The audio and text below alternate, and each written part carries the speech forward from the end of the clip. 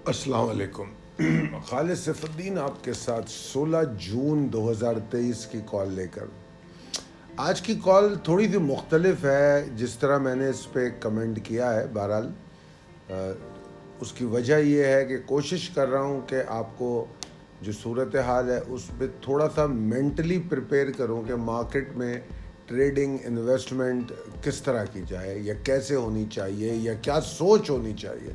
समय पहले आज के सेशन को अगर हम तवज्जो से देखें तो अल्हम्दुलिल्लाह आज का सेशन बड़ा प्रिसाइज एंड एक्यूरेट था, क्योंकि कल जो मैंने आपको कॉल दी उसमें मैंने बड़ा वाज़ेह इशारा आपको दे दिया था कि मार्केट 41,269 207 को टारगेट करेगी, और यहाँ से मैं बहुत थोड़ी सी रिवर्स एबिलिटी को भी जांचता हूँ, देखता हूँ।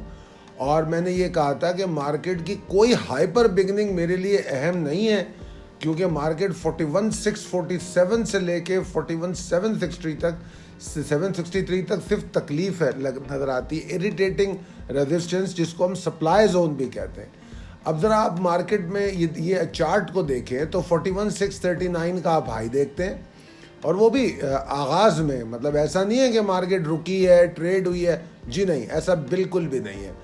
मार्केट खुलती है 41,639 का हाई बनाती है, उसके बाद सीधी dive down situation, the dive down situation to the given target area which is 41,269 207, accurately 269 को लो बनाया, फिर उसके बाद वहाँ से रिकवरी ली।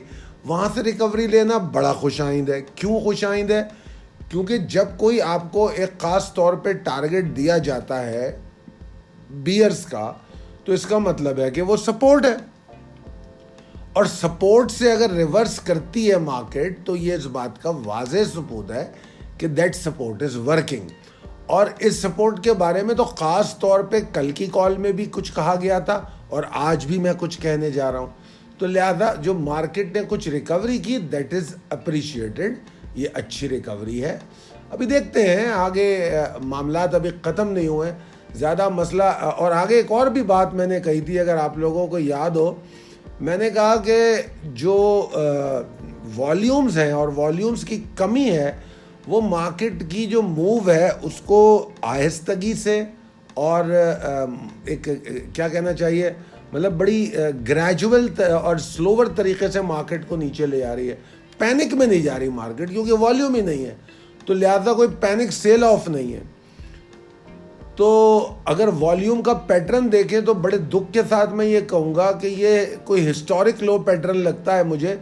इससे पहले मैंने 3 करोड़ वाला पैटर्न देखा था जब मार्केट क्रैश के बाद दोबारा खुली थी। वो क्या था, वो फ्रीज व्रीज होने का जो टाइम था ना मार्केट का, वो 2008-9 का जो दौर था, उसमें मैं देखता था हंड्रेड इंडेक्स के 3-3.5 करोड़ वॉल्यूम होते थे।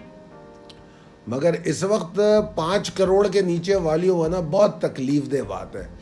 अच्छा जनाब, आगे चलते हैं। जून पोर्टफोलियो, अगर आप लोग इसमें एंट्रियां लेनी, आप इसमें आ चुके हैं तो बड़ी अच्छी बात है। अपना विजन ओपन रखिए।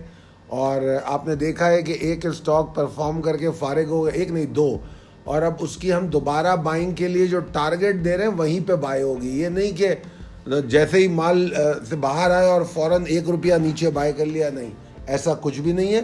टारगेट बाइंग होनी चाहिए ताकि आपको ज़्यादा से ज़्यादा और भरपूर गेन मिल सके। तो जून पोर्टफोलियो ज्वाइन करना है तो 0345619043 पर रब्ता कर सकते हैं।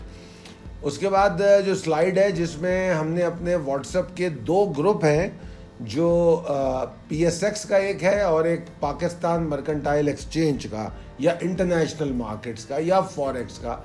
ये जो ग्रुप है ये दोनों फ्री ग्रुप हैं, जिसमें हम अपनी रोज़ाना की एक्टिविटीज़ की झलक दिखाते हैं कि हम क्या कर रहे हैं अपने प्रोफेशनल ग्रुप्स पे, वो हम वहाँ दिखाते हैं। तो अगर कोई ये शौक़ रखता है कि वो जानना चाहता है कि हम अपने ट्रेडर्स को कैसे अपडेट करते हैं, कैसे टाइमली उनको क्या बताते हैं, तो वो इस ग्रुप का हिस्सा बने।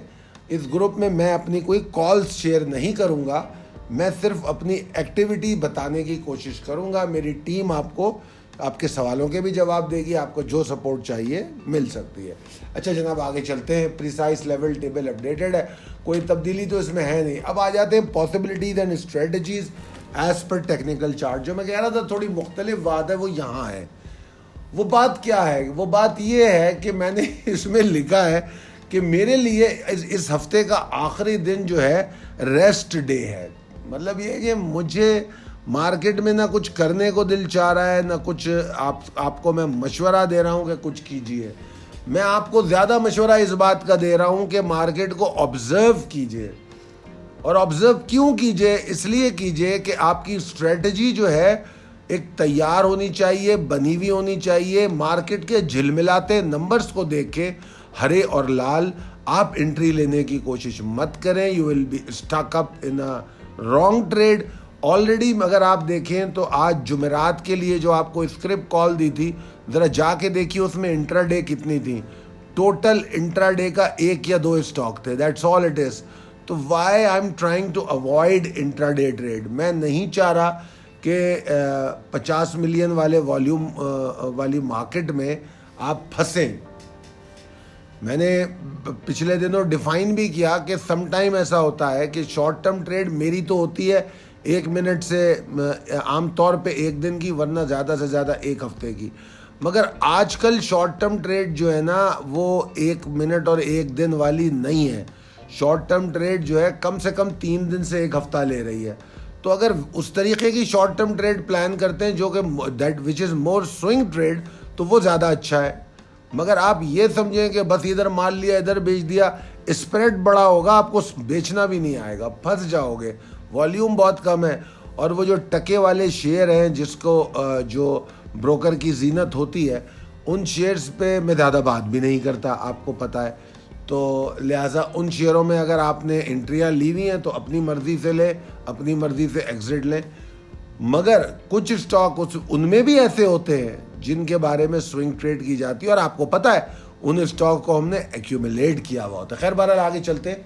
तो मेरा मकसद आपको रेस्ट डे बोलने का ये था कि इतने वॉल्यूम में और जो सेंटिमेंट चल रहे हैं मार्केट से दूर रहना बेहतर है। क्योंकि मार्केट का जो मेजर स्टेक होल्डर है, retailer and short term traders जो हैं, वो तो बहुत हिचकिचा रहे हैं। इवन फंड्स की भी बात कर लें अगर बड़े उसकी, तो बहुत सारे लोग साइड लाइन नज़र आ रहे हैं, उनका कोई इंटरेस्ट नज़र नहीं आ रहा।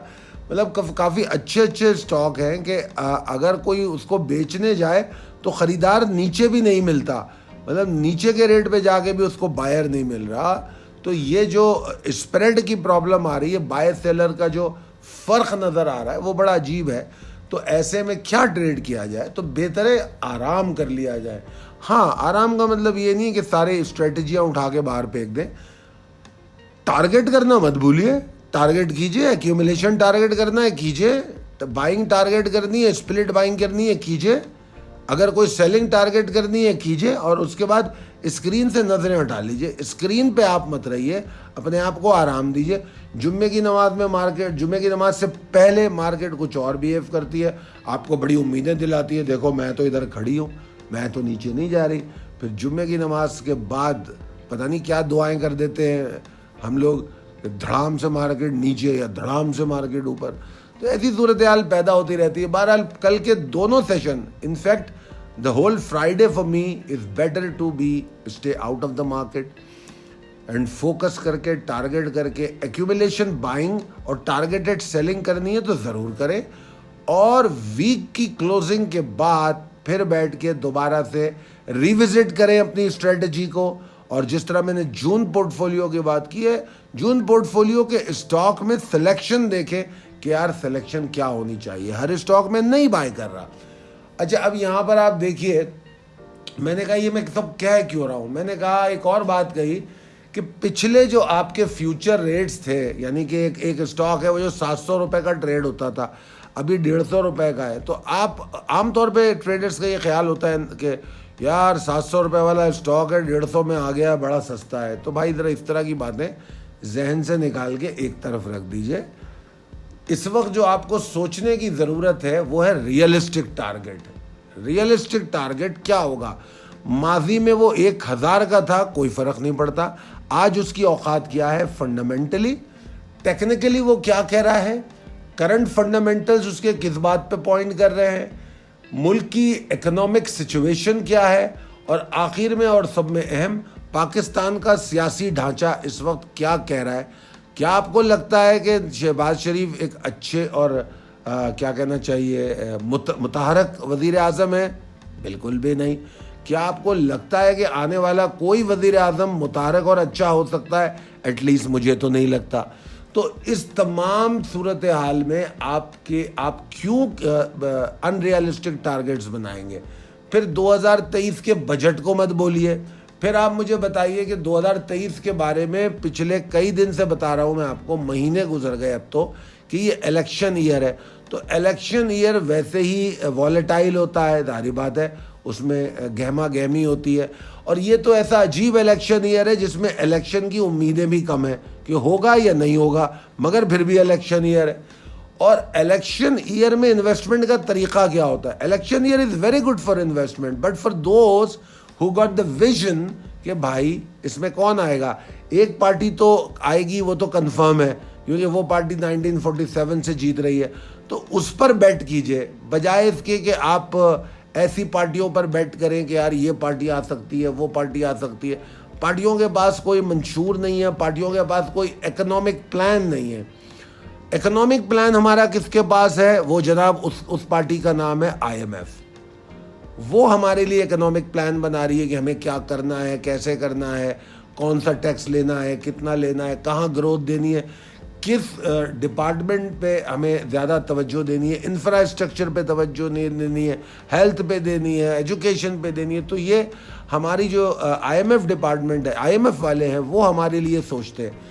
हम लोग, जो हमारे लोग होते हैं, वो एग्जीक्यूशन डिपार्टमेंट में, IMF उनको प्लान बना के देती है कि इसको एग्जीक्यूट कर दो। अच्छा, वो बेचारे इतने नाअहल होते हैं कि उसको भी एग्जीक्यूट नहीं कर पाते, इसलिए जब दोबारा IMF के पास जाते हैं तो वो नाराज़ हो जाते हैं। तो ये बड़े ऐसे तंज के तीर हैं जो मैं आपके साथ शेयर कर रहा हूँ, जिससे मुझे भी बड़ा दुख होता है, मुझे भी बड़ी तकलीफ़ होती है, मगर ये रियलिटी है। ये जो बातें मैं आपसे कर रहा हूँ ये रियलिटी है। तो इस रियलिटी को समझें। तो मेरे लिए इसाक डार, मिफ्ता इस्माइल, अहमद अजहर, शौकत तरीन, तो मतलब इनकी क्या अहमियत है? ये लोग क्या हैं? कुछ होते तो कुछ करके दिखाते ना। They are very good in their fields. कौन कम है इनमें से यार? सब पढ़े लिखे लोग हैं। कर क्या पाए हैं? दे क्या पाए हैं? कुछ किया है इन्होंने? कुछ नहीं कर सकते, इसलिए कि ये कुछ करने के अहल नहीं है। इनके ऊपर सियासी कैपिटल का इतना बोझ होता है कि ये दुरुस्त फैसले भी गलत तरीके से एग्जीक्यूट करते हैं। तो ये हमारे लिए कुछ नहीं करेंगे। तो बहरहाल टारगेट करें उस बात पे जो मैंने बता दिया आपको कि हमारी इकोनॉमी को कौन देखता है, उन पे टारगेट करेंगे, वो क्या करेंगे। फिर मैंने आपको ये भी इशारा दे दिया कि हमारी सियासत सन 47 से कौन चला रहा है, तो उन पे फोकस कीजिए। ऐसे स्टॉक्स में जाइए जहाँ पर आपको यकीन हो कि हम ज़्यादा बेहतर एंट्री लें और ज़्यादा सिक्योर हैं।